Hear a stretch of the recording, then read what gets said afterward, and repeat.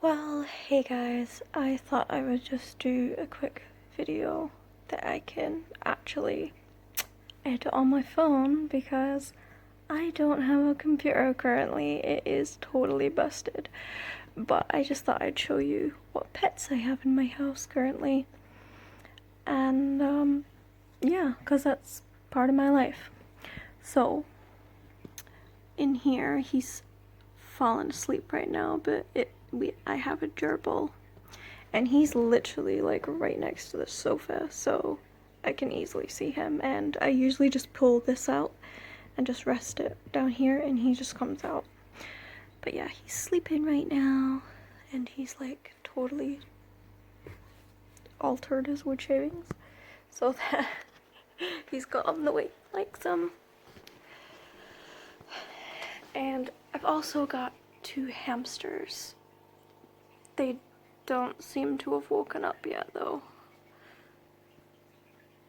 Oh no, there's one of them. Here's one hamster. This is Jake Hamster.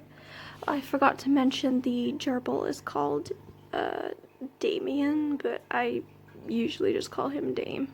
But yeah, that's Jake Hamster's in there. And Kagan Hamster is in here. And I didn't even have these hamsters for a full 2 months, and I had to separate them into separate cages because Kagan Hamster was fighting Jake Hamster, and it was just ridiculous. Oh, there's Kagan Hamster. Seems they are awake. I just couldn't see them for a sec. But yeah, above this cage, we've got one of the fish tanks. And I know people are gonna look at these fish tanks and tell me, oh, he's running in as well. Sorry if that's really noisy. But, people are gonna tell me that these fish tanks are way overstocked.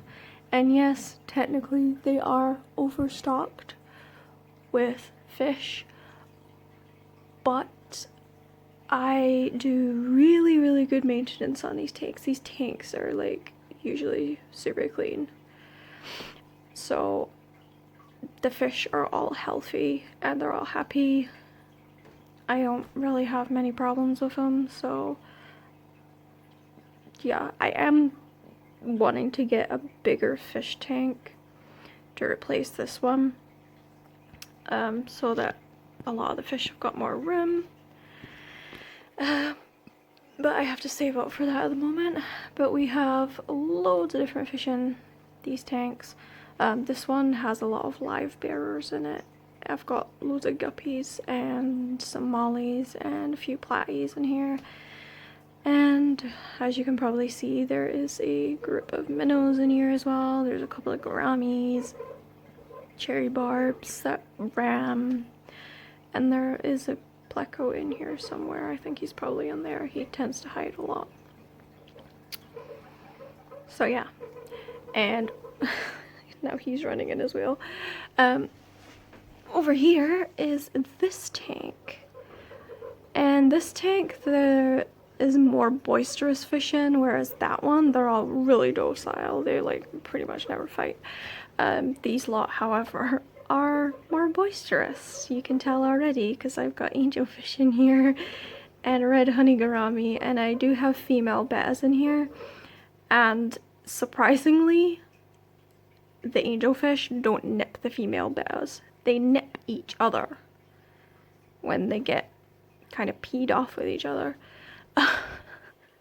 But yeah, I've also got a ram in here and some Rasporas and Danios and a whole bunch of Tetras. But yeah, that's basically that tank. So yeah, this is the more boisterous fish tank. So basically the more boisterous fish go in this one, except for obviously these guys over here because they're pretty docile.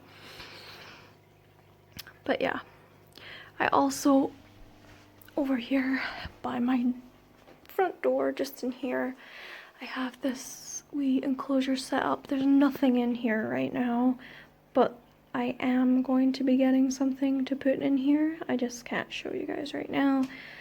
I'll probably be posting something on my Instagram about it when the animal comes.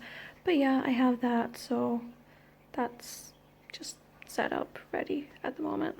But yeah, there's nothing in it.